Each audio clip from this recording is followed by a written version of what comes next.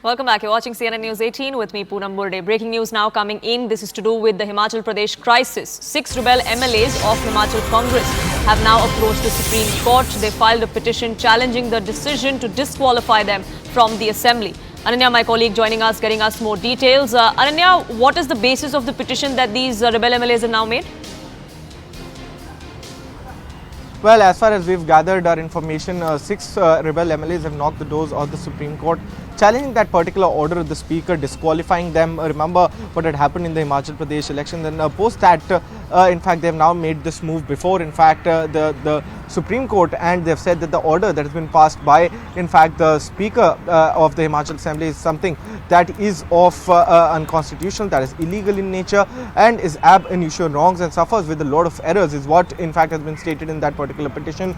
But very, very clearly and categorically, the move was being anticipated for quite a long time since the elections had happened, and that particular result had a particular order from the Speaker had actually come out. But very, very clearly, how much of it would be entertained by the Supreme Court, whether urgent hearing request would be made, whether that would be allowed or not, and will they be able to secure a relief from the topmost of the country? All these questions would be answered with a matter of time when the matter actually comes up before the topmost of the country. But this well-anticipated move has now come into reality, and they have now knocked the doors of the topmost of the country. Poonam.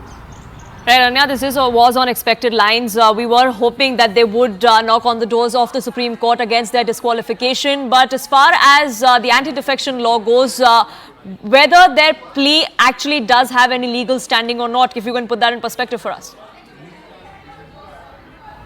Well, as of the grounds or the parts of petition we could see is only the prayers with regards to what they are seeking before the topmost of the country, with regards to what are the grounds that they have taken, why they have called that order to be illegal or not, is something that we'll have to wait and watch for. We'll have to study that particular petition more. But very, very clearly and categorically, at this point of time, making this move and taking the chance before the Supreme Court was actually the last anticipated choice. The lawyers would be making, in fact, a tight case when it comes to seeking a relief from the Supreme Court. But there are various judgments. We've just seen the Maharashtra crisis. We've seen various other crises that have happened that might also come into their rescue or might come against them, is something that we'll have to wait and watch for. But at this point of time, this move has been made by these 6 rebel MLAs from the Congress party, and how much of it does it play up before the Supreme Court, whether or not their arguments would sustain before the topmost of the country or not, is something that will only be answered when the matter actually reaches the topmost of the country.